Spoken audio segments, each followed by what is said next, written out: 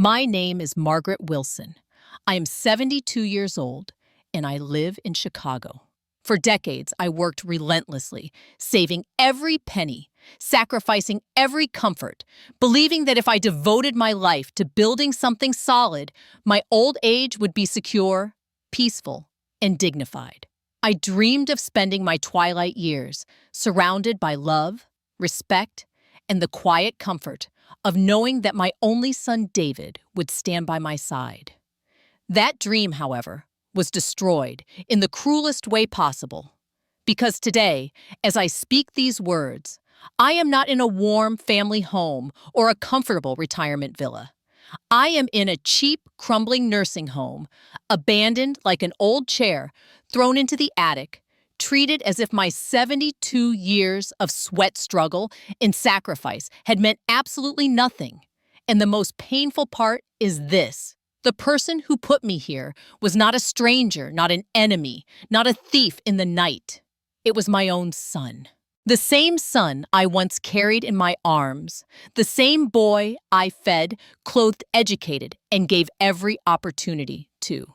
The same man to whom I entrusted not only my future, but the fortune of a lifetime, $5 million. Yes, you heard me right. $5 million. Money earned through calloused hands, sleepless nights, and endless hours of hard work. Money I believed would guarantee my security, my health, my dignity. I gave it all to him, thinking it was the most natural thing in the world that a mother could rely on her child in her final years. I thought my son would protect me. Instead, he betrayed me. Outwardly, David was the perfect son. Polite, attentive, always smiling when people were watching. He held my arm at parties, called me his hero, in front of family friends, even gave me flowers on Mother's Day with words so sweet they could melt anyone's heart. Everyone admired him, saying, "Margaret, you are so lucky. Your son is the definition of filial love." And for years, I let myself believe them.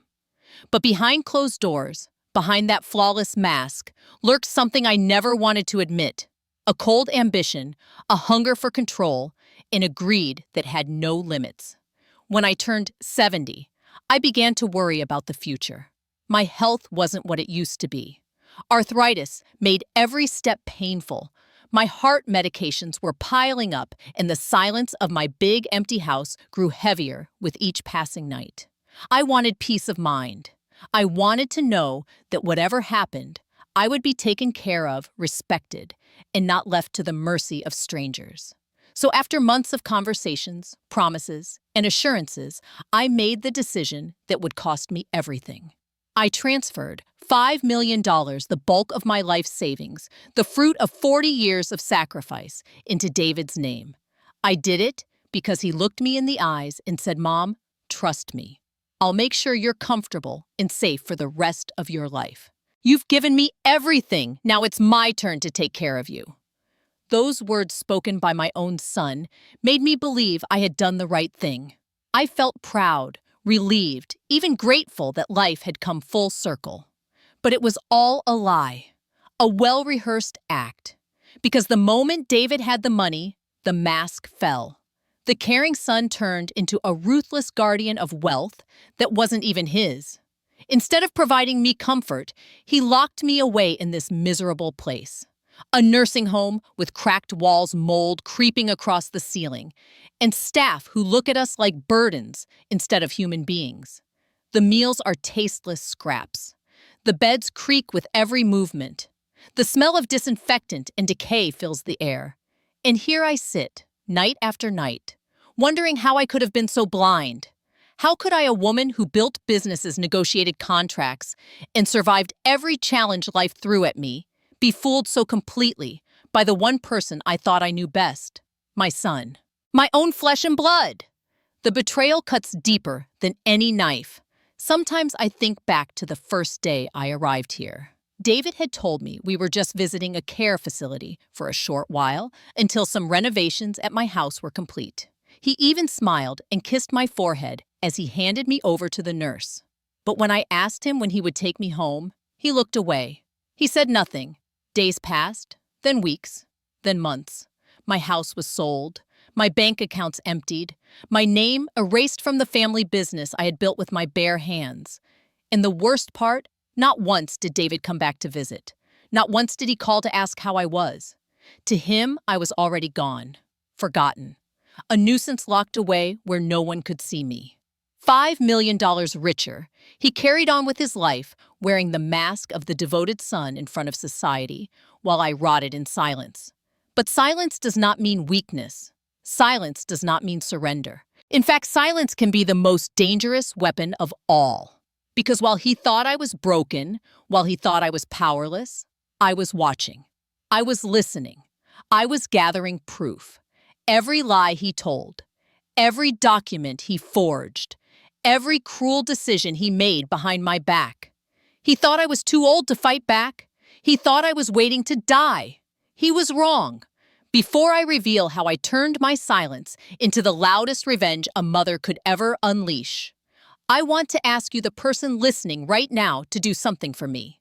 Subscribe to this channel and hit the notification bell, because every day we share true family stories that will shock you and maybe even protect you from the same fate. Like this video, if you believe no parent deserves to be betrayed by their own child. And leave a comment below telling me which city and country you're watching from.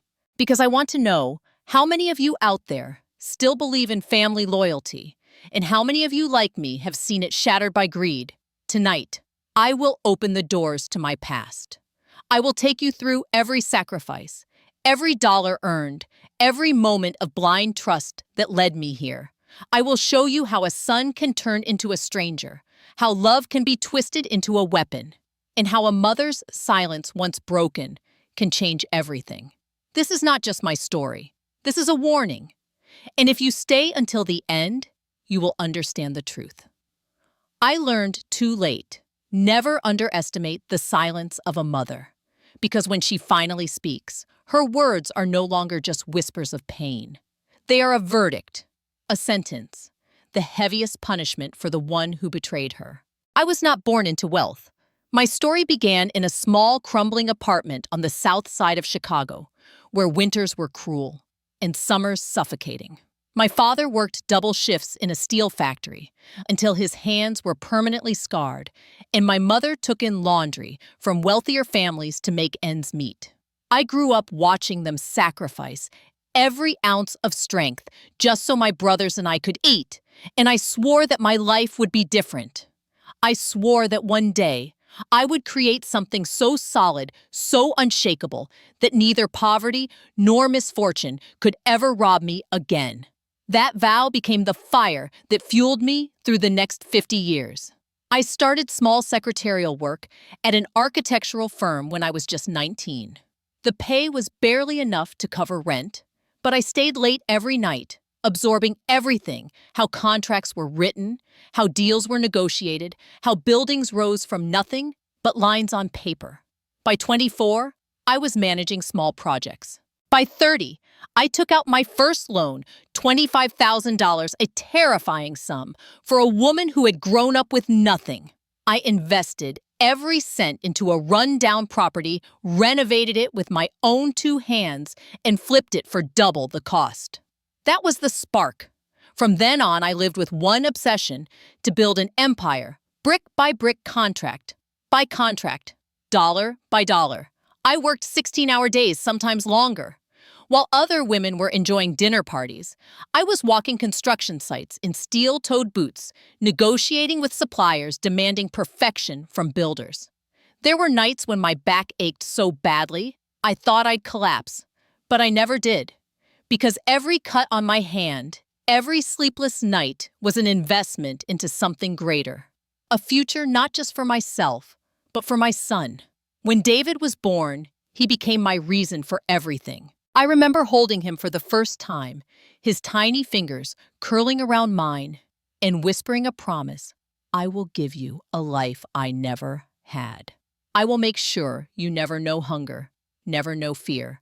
That promise became my compass. I missed birthdays, school plays, Christmas mornings, sacrifices that pierced my heart. But I told myself it was temporary, that every absence would be justified when he inherited the life I was building.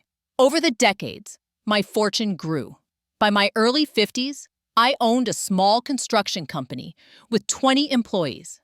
By 60, I had expanded into real estate, owning properties across Illinois and Wisconsin.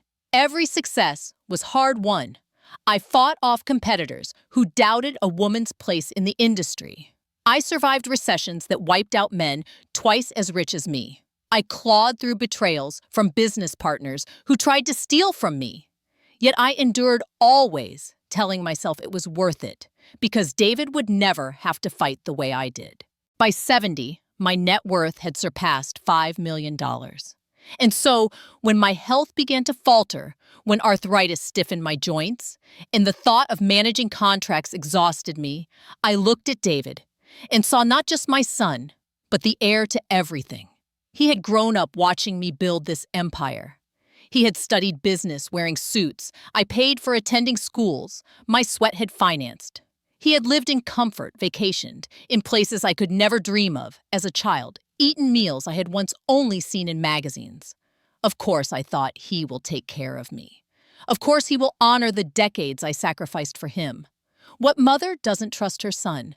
That trust was my undoing. At first, everything seemed fine. When I told David I wanted to transfer my assets to him to secure my old age, his eyes filled with tears. He hugged me tightly and whispered, "Mom, you've done enough. Let me carry you now." My heart swelled. For the first time in years, I felt I could rest. I signed the documents. The money was his. The properties, the accounts, the securities, all placed under his control. I thought I was buying peace of mind. Instead, I was signing my own sentence. The signs of betrayal didn't appear overnight. They came slowly creeping into the corners of my life, like cracks spreading across a wall. At first, it was the phone calls he didn't return. David, who once called me every day, suddenly became too busy. When I asked about the renovations he promised for my house, he brushed me off with vague answers. Soon, "Mom, don't worry about it. Just rest." Then came the visits, shorter each time. He would appear at my door, glance at his watch, and leave before the kettle even boiled. He no longer asked about my health, my aches, or my loneliness. His conversations turned cold, transactional. Then one evening, I overheard something I was never meant to hear. He was on the phone in the next room, his voice low but sharp. "She won't last long. The doctors say she's frail. When she's settled, we can liquidate the rest. Don't worry, it's under control." My blood froze. I pressed my hand against the wall, struggling to breathe. He was talking about me, his own mother, as if I were already dead, nothing more than an obstacle between him and his prize. That night, for the first time in 72 years, I felt true fear, not of poverty, not of failure, but of the monster I had unknowingly raised. Still, I tried to ignore it. I told myself I must have misheard, that maybe he was talking about someone else. Denial is a powerful drug, and I clung to it, but the evidence kept piling up. My house, once full of laughter and family photos, grew emptier each day. Boxes disappeared. Important documents vanished. When I asked, he would smile and say, "Don't worry, Mom. I'm just organizing things for your comfort." Then came the day he suggested the nursing home. "Just for a short while," he said, holding my hand. "They'll take good care of you. You'll have friends your age, nurses to watch over you. It'll give me time to manage the estate." His words were honeyed, but his eyes, those cold, calculating eyes, betrayed him. My heart screamed no, but my trust, my foolish trust, silenced me. I agreed, and that agreement sealed my fate. Looking back now, every warning sign was there. The impatience in his tone when I asked about money. The way he avoided eye contact when I mentioned my late husband, who had always believed in protecting me. The sudden luxury in his lifestyle, the expensive suits, the new car, the lavish parties funded by money, I thought was reserved for my security. He thought I wouldn't notice. He thought age had dulled my mind. But I noticed everything. I noticed how quickly the man who had once clung to my skirt as a child had transformed into a stranger, a predator cloaked in the skin of my son. And yet, despite every warning, every instinct, I did nothing. Because I loved him. Because I believed deep down that blood would triumph over greed. Because I couldn't bear the thought that the boy I once rocked to sleep had become my enemy. That was my mistake, my fatal blindness. And it is why I am telling this story now, so that no one else will make the same mistake. Never confuse love with trust. Love is given. Trust must be earned. I gave David both without condition, and he used them as weapons against me. But he underestimated one thing. He underestimated the resilience of a woman who built an empire from nothing. He underestimated the strength that comes not from muscles, but from decades of surviving when the world said I couldn't. He thought my silence meant defeat. But in truth, my silence was only the beginning of something far more dangerous. Because while he celebrated his stolen fortune, I was remembering every sacrifice, every scar, every lesson life had beaten into me, and I was preparing for the moment when the silence of a mother would explode into the loudest revenge he would ever face. The day David drove me to the nursing home, I still clung to the illusion that it would be a temporary arrangement, a short stay until I regained my strength. The brochures he had shown me were glossy, filled with smiling elderly people playing cards, nurses holding hands with residents, and spotless gardens where the sun seemed always to shine. But reality, as I would learn within hours, was nothing like the photographs. The first thing that hit me when I walked into the building was the smell. It was a suffocating stench, a mixture of urine, bleach, and stale food that clung to the walls and lingered in the air. I tried not to wrinkle my nose, tried to convince myself it was just a bad day. Perhaps the staff had forgotten to clean one corner. But as David signed the papers at the reception, I noticed the peeling paint on the walls, the flickering fluorescent lights that buzzed like dying insects, the cracked linoleum floors, stained with dark patches no mop could erase. My room was small, suffocating with a narrow metal bed whose mattress sagged in the middle, covered by sheets so thin I could see the stains beneath. A single window overlooked the parking lot where rusted cars stood silently like abandoned carcasses. The bathroom reeked of mold, its tiles chipped the sink, crusted with lime deposits. There was no warmth, no comfort, no dignity, only the bare minimum to keep someone alive, not to let them live. The first meal I was served was a revelation of cruelty. A plastic tray was shoved onto my lap by a young aide who didn't even look me in the eye. On it sat a watery soup, a lump of overcooked pasta glued together like rubber, and a slice of bread so hard it could have broken teeth. The smell alone was enough to turn my stomach. I forced myself to eat a few bites, my throat tight with humiliation. For decades, I had dined in fine restaurants, cooked carefully at home, tasted the fruits of my labor. Now I was reduced to swallowing food that even stray dogs would have rejected. The staff moved like ghosts, not out of compassion, but out of obligation. Their eyes were glazed with boredom, their voices monotone. When I asked for help with my medication, the first night, the nurse glanced at the chart, sighed, and muttered later. Later never came. At midnight, my body shook with pain from my arthritis, but the hallway remained empty, the fluorescent lights buzzing the stench thick. I lay awake, staring at the cracked ceiling, realizing with a chill that I had been abandoned, not cared for.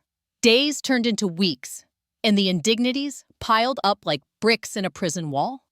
My clothes disappeared in the laundry, replaced with ill-fitting garments that smelled of bleach and strangers. Showers were rushed 5 minutes under lukewarm water, with a nurse barking orders like a drill sergeant. Privacy was a luxury I no longer had. Doors were left open while I struggled to dress aides, laughing and chatting in the hallway, as if my naked body, trembling with age, were invisible. The loneliness was perhaps the worst torment of all. I called David. The first time he answered, his voice dripping with irritation. "Mom, I'm busy. This is for your own good. You'll get used to it." "David," I pleaded, "this place is terrible. Please come see it yourself." Take me out even just for a day." He sighed heavily. "Mom, you're exaggerating. Don't be dramatic. It's a good place, affordable, and they'll take care of you. I can't babysit you every day." Babysit. The word stabbed me deeper than any knife. I was his mother. The woman who had given him life, who had built his world brick by brick, dollar by dollar. And now, I was nothing more than a burden, a child to be babysat. After that, his calls grew shorter, then rarer. Soon, he stopped answering altogether. My voicemails piled up in silence. "David, it's me. Please call me back. David, I need to talk to you. I don't feel safe here. David, please, just come visit me." None of them were returned. The humiliation was unbearable. Every day I saw families visiting other residents. Children arriving with flowers, grandchildren running through the hallways, laughter filling the air, if only for brief moments. My chair remained empty. My name was never called at the front desk.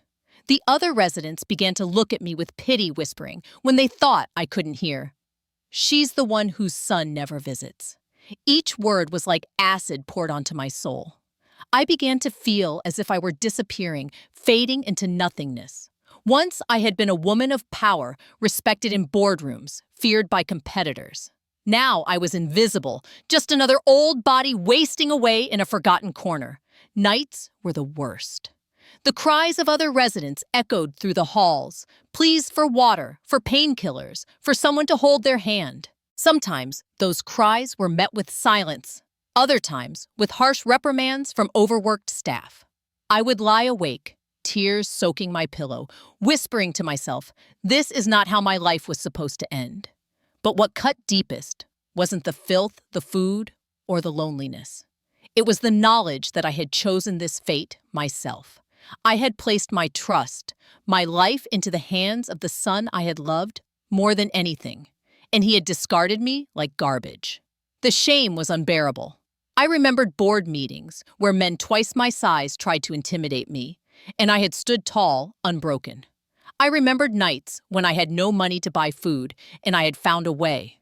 I remembered burying my husband, my parents surviving grief that could have destroyed me. I had always fought, always endured. And yet here I was, humiliated, trapped, treated as a nuisance by strangers because my own son decided I was no longer worthy of dignity. One evening, as I sat by the small window, staring at the parking lot, I saw a young couple arrive with flowers for their grandmother.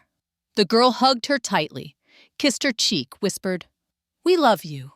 I felt a sob rise in my chest. I thought of David as a little boy, his small arms around my neck, his sleepy voice murmuring, "I love you, Mom." That child was gone. In his place stood a man who valued money over blood, convenience over gratitude. And yet, despite everything, part of me still longed for him, still prayed that one day he would walk through the door with remorse in his eyes. That hope kept me alive, even as despair gnawed at me. But as the weeks dragged on, I realized hope was not enough.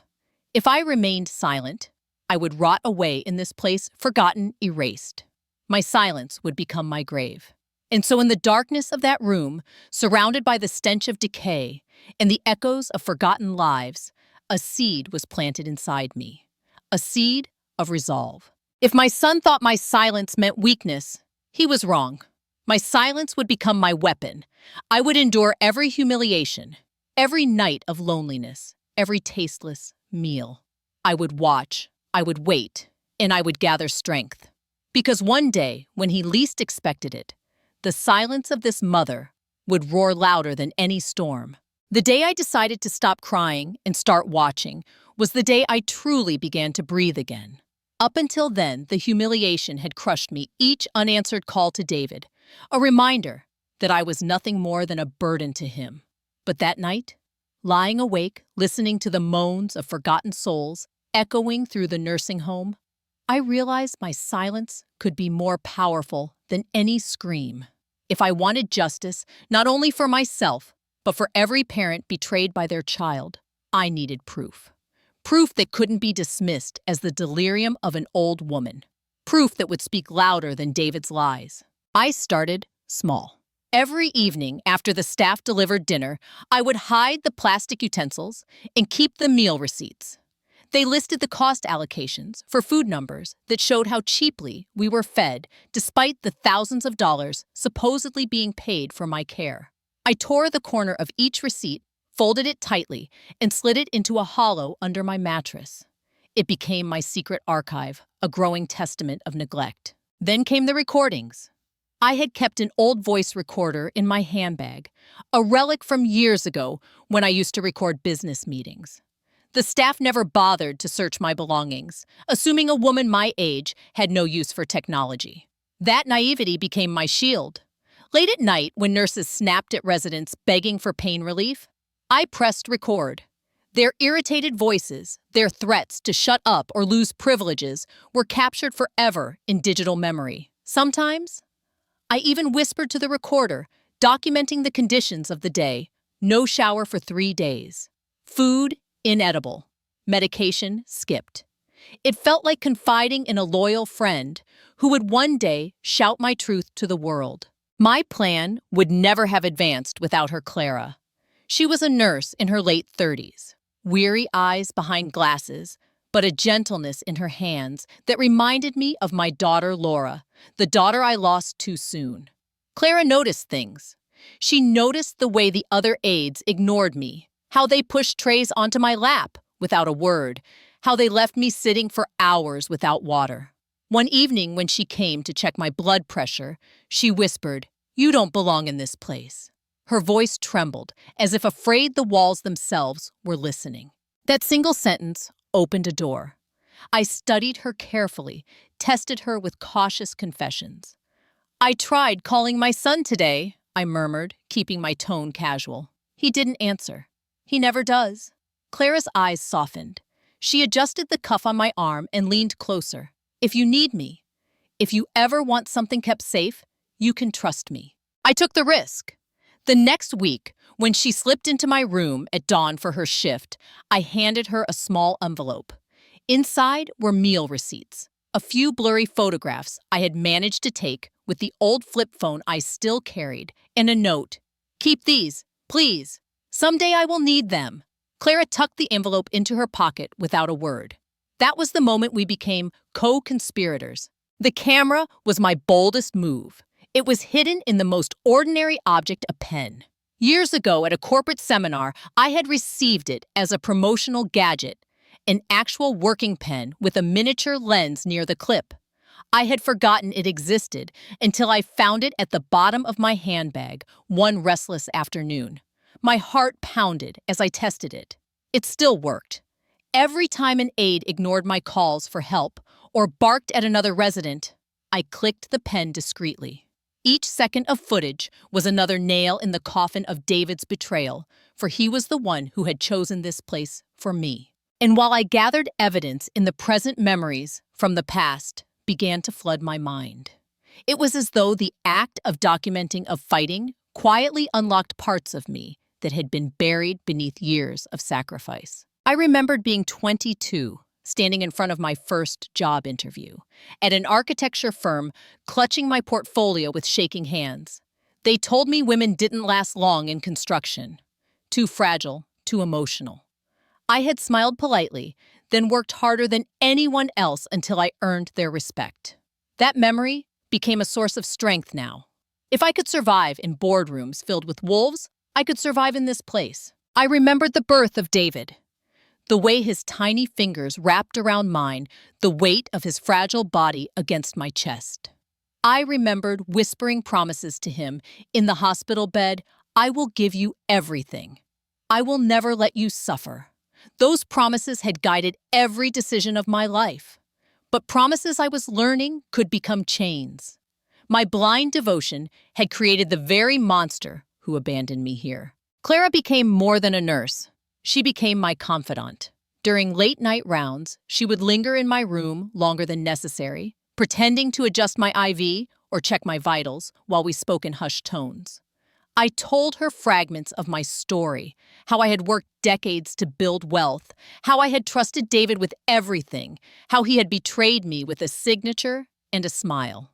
She didn't gasp or pity me. She simply nodded her jaw tight, as though she had seen too many stories like mine. Record everything she advised. Don't just keep the proof of neglect here. Keep the proof of your son's decisions, too. Bank transfers, contracts, anything. Her pragmatism reassured me. This wasn't just kindness. It was strategy. I began writing letters. Not to send, but to preserve my truth. Each letter was addressed to the future, to whom it may concern, to the court, to my family. In them, I described the betrayal in painstaking detail, the $5 million entrusted to David, the promises he made the reality of my confinement. I sealed each one, numbered them, and asked Clara to hide them outside the facility in a safe place only she could access. She never told me where she kept them, but her nod of assurance was enough. The days remained torturous, but I no longer felt powerless. Each insult, each bowl of watery soup, each night of neglect became fuel for my silent war. I wasn't just enduring, I was documenting. I wasn't just suffering, I was preparing. Sometimes late at night, as I lay on the sagging mattress, I imagined David's face when the evidence came to light. I imagined the courtroom, the judge, the gasps of relatives, as recordings played, as receipts were projected onto screens, as Clara testified about what she had seen. The thought didn't bring me joy exactly, but it gave me purpose. Purpose is what saves a person from despair. One afternoon, after a particularly cruel aide shouted at a resident for soiling herself, I clicked the pen camera with shaking hands. Later, when Clara helped me upload the footage onto a hidden USB drive, we watched the scene together. The aide's voice was sharp, the resident's cries pitiful. Clara pressed her lips together. "This isn't just your fight anymore," she whispered. "This will help others too." Her words stirred something inside me. I wasn't only a mother betrayed by her son. I was now a witness for all those voices silenced in the dark halls of places like this. Still, the memories of my youth haunted me. The contrast was unbearable. I remembered my 30th birthday, standing on the balcony of my first apartment, holding a glass of champagne, believing the world was mine to conquer. Friends laughed around me, the skyline of Chicago glittered, and I felt invincible. That woman seemed like a stranger now. What would she think if she saw me reduced to this?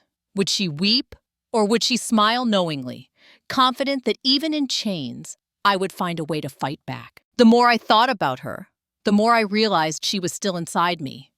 That ambitious young woman, that fierce mother, that relentless fighter. She hadn't disappeared. She was merely waiting for me to awaken her again. And awaken her I did. With every letter, every photograph, every recording, I built a wall of truth that no denial could break. David thought he had silenced me by locking me away. He didn't realize silence can be louder than screams when it carries the weight of evidence. By the time winter approached, I had amassed a trove of documents and recordings. Clara had become my guardian angel, safeguarding them beyond the walls of the nursing home. I no longer felt like a victim. I was a hunter in disguise, and David was walking blindly into the trap I had been weaving with patience and precision. And yet deep inside, I still longed for the boy I once held in my arms. I still hoped in some foolish corner of my heart that he would walk through the door, fall to his knees, and beg for forgiveness. But each day of silence from him hardened my resolve. If my son ever thought of me again, he would remember not the weak mother he discarded, but the silent storm that rose from the ashes of betrayal. By the spring of my 73rd year, my body began to fail me in ways I could no longer deny. The arthritis spread, my lungs weakened, and the nurses whispered when they thought I couldn't hear. To David, these whispers were a signal of victory. He had stopped pretending altogether. One evening, during one of his rare visits, forced more by legal paperwork than any sense of obligation, he leaned against the peeling wall of my room, with a smirk I had never seen on his face before. "Mom," he said, his voice slick with impatience, "the doctors say you don't have much time left. Let me handle everything. Don't worry about the house, the business, the money. I'll make sure it all has purpose." Purpose. That was his word. But I knew what he meant. He was waiting for the final nail in my coffin so he could collect what he believed was already his. $5 million siphoned away under the guise of managing my future, soon to become his personal empire. He thought death would silence me. He thought my silence meant surrender. But he didn't know that while my body was weakening, my mind had never been sharper. Every night that I lay in that rotting nursing home bed, I worked. Every photograph, every receipt, every recording Clara and I had collected was part of a puzzle I had been building. And when the last piece clicked into place, I knew it was time. I had recorded the message weeks earlier, sitting in my room late at night. The pen camera, angled carefully. My voice, calm, deliberate, undeniable. I wore black as though preparing for my own funeral and spoke directly into the lens. My name is Margaret Wilson. I am 72 years old. Today I live in the St. John's Care Facility in Chicago, a place my son placed me in against my will. I gave my son, David Wilson, $5 million of my life savings to secure my care and dignity. Instead, he abandoned me here, in conditions unfit for any human being, while he used my money for his own gain. What you are about to see is the truth. Then the footage rolled. Blurry shots of mold-stained walls, plates of watery soup, residents left alone crying in darkened hallways, the voices of nurses snapping cruelly at the weak, Clara's voice in the background trying to soothe an old woman who begged for her medication. Then the evidence of David's betrayal, bank transfers in his name, contracts funneled through shell accounts, a luxury car purchased 3 weeks after he obtained my funds. His voice on a voicemail, "Mom, don't ask questions, just sign it." I ended the video the only way a betrayed mother could. My face filled the frame, eyes steady. If you are watching this, it means my son believed he had won. But the truth cannot be buried. David Wilson betrayed his mother. He stole her life's work, abandoned her to rot, and tried to erase her existence. I may not live to see justice served, but this testimony will outlive me. To my family, to the court, to the world, do not forget what silence hides. When the time came, Clara slipped the USB drive into an envelope and mailed it to 3 places: my lawyer, the local court, and a journalist friend she trusted. At the same time, I instructed my attorney to schedule a private family meeting under the guise of discussing my estate. I wanted David present. I wanted him to see his empire crumble in real time. The meeting was held in a law office downtown, the same office where I had once signed deeds of expansion for the construction company that built our family fortune. I arrived in a wheelchair, frail, wrapped in a gray shawl.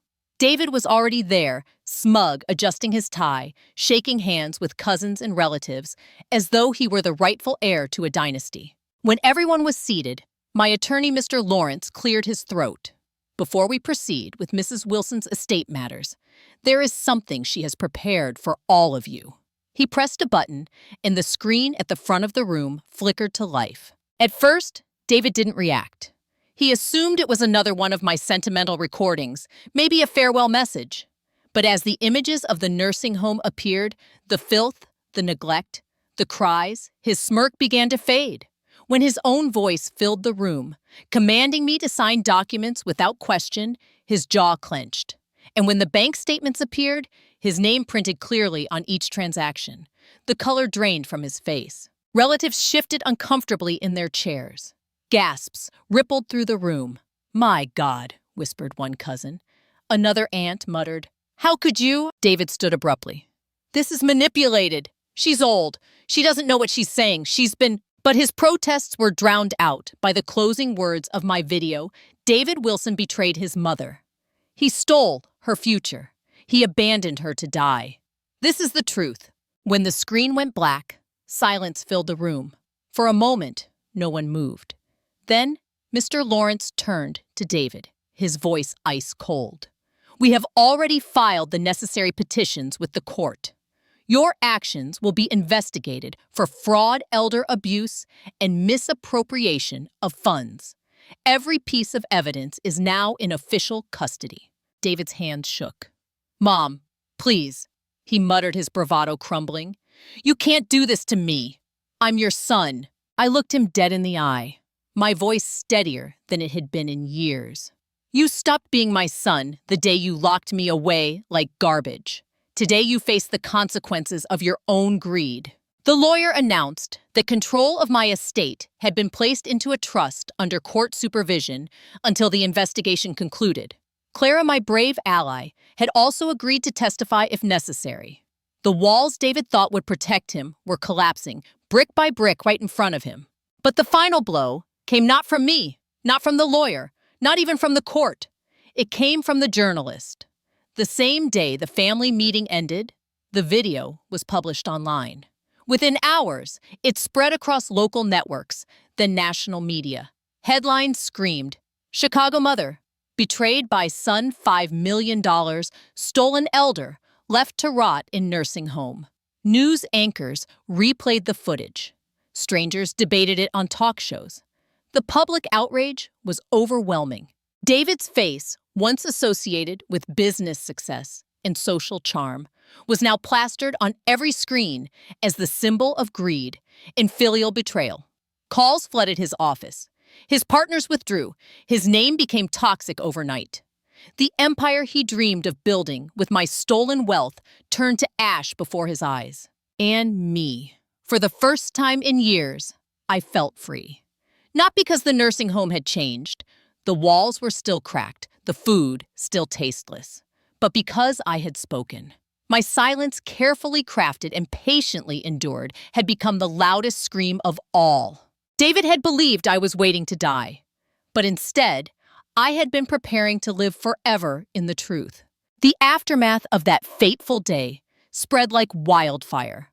Within 24 hours of the video's release, my phone, once silent and forgotten, buzzed nonstop. Old friends, distant relatives, even neighbors I hadn't spoken to in years, reached out not with pity, but with shock, outrage, and solidarity. "Margaret, I saw your story on the news. I had no idea. I'm so sorry." Your son. How could he? Every call, every message was another reminder that the silence I had endured for so long was finally broken, and the truth was echoing far beyond the moldy walls of that nursing home. But the real reckoning came from the law. Within a week, formal charges were filed: elder abuse, financial exploitation fraud, and reckless endangerment. David Wilson once paraded in the community as the golden son, the promising entrepreneur, now stood in a courtroom in handcuffs. His designer suit couldn't hide the shame that clung to him. Cameras flashed, journalists shouted questions, and I watched from a distance, my frail body wrapped in a blanket, while the son I once cradled was led away by officers. The judge's words still ring in my ears. "Mr. Wilson, the evidence against you is overwhelming. The court cannot ignore the deliberate cruelty, the financial misappropriation, and the callous disregard for your mother's well-being.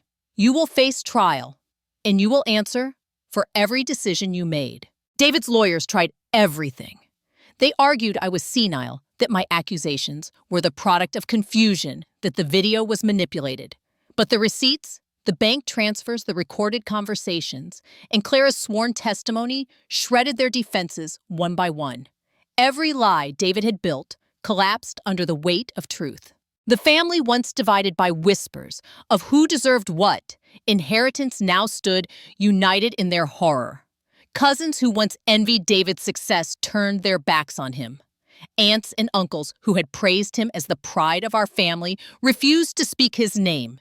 Even Mark, my ex-husband, who had often defended David, came to me one afternoon with tears in his eyes.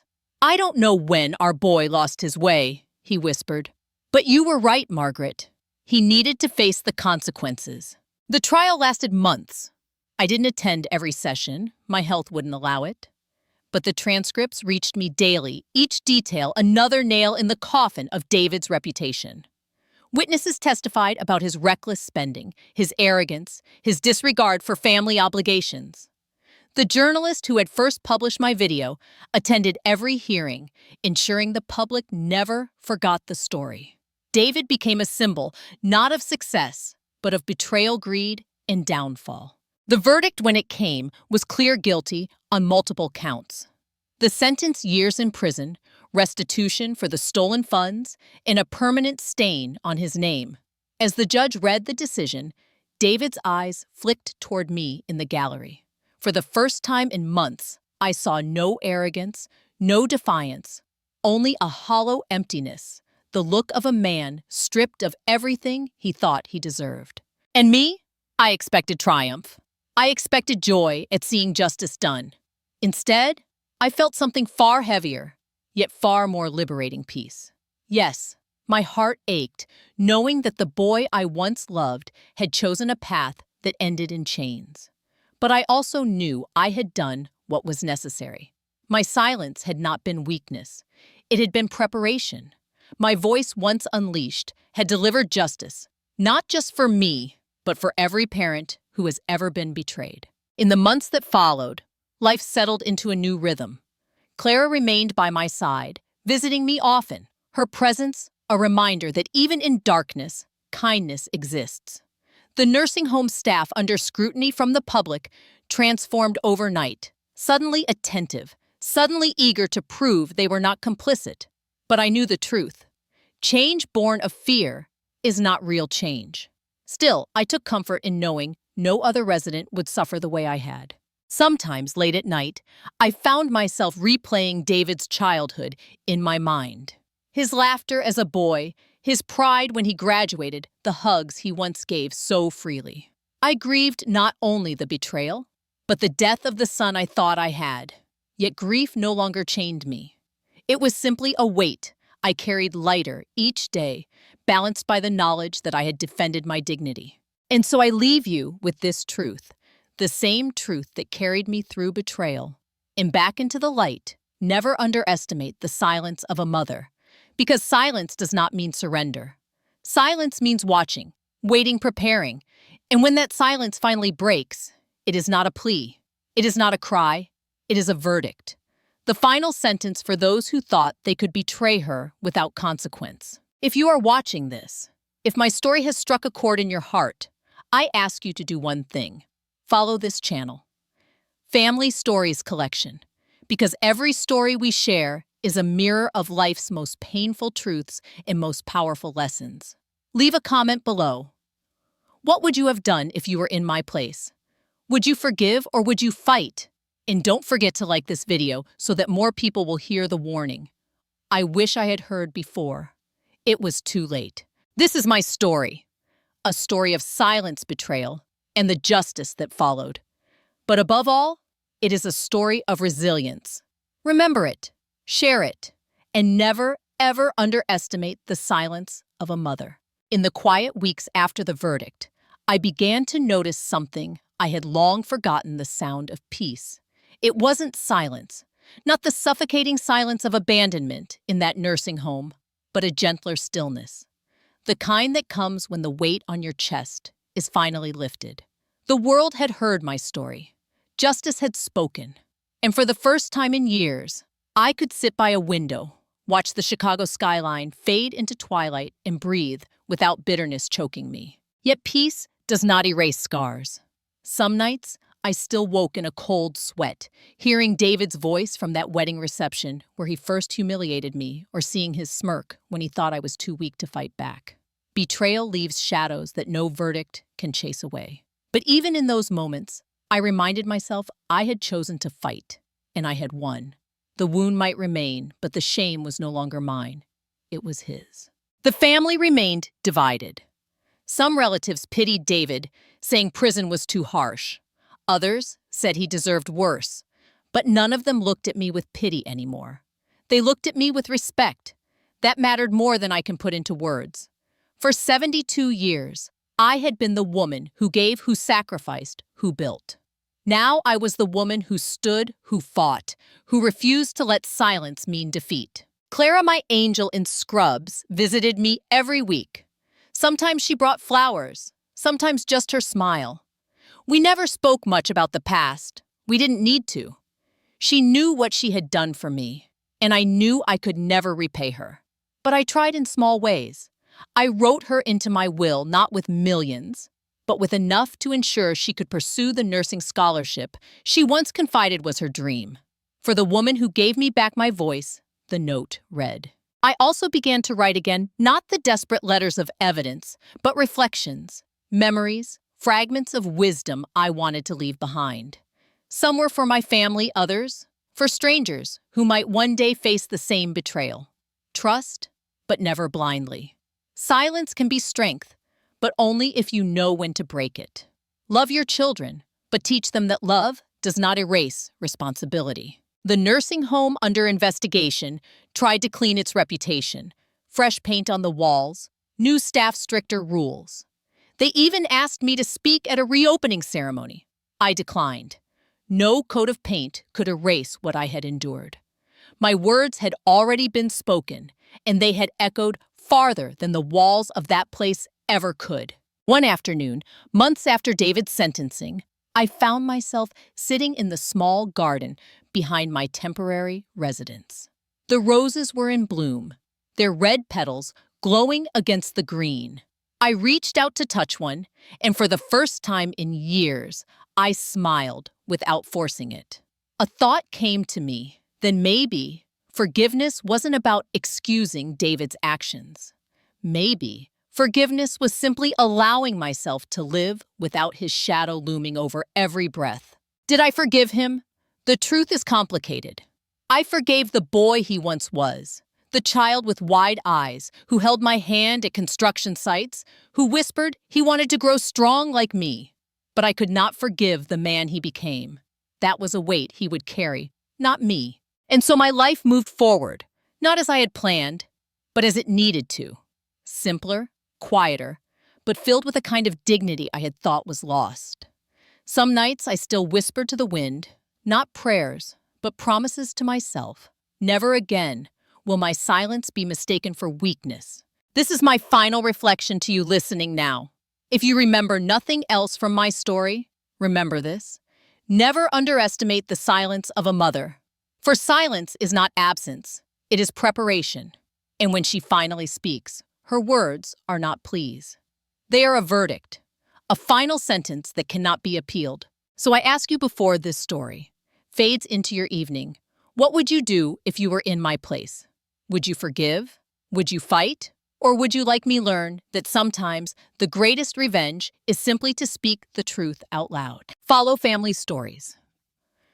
Collection for more stories like mine. Because in every family, behind every closed door, there are secrets, betrayals, and lessons waiting to be told.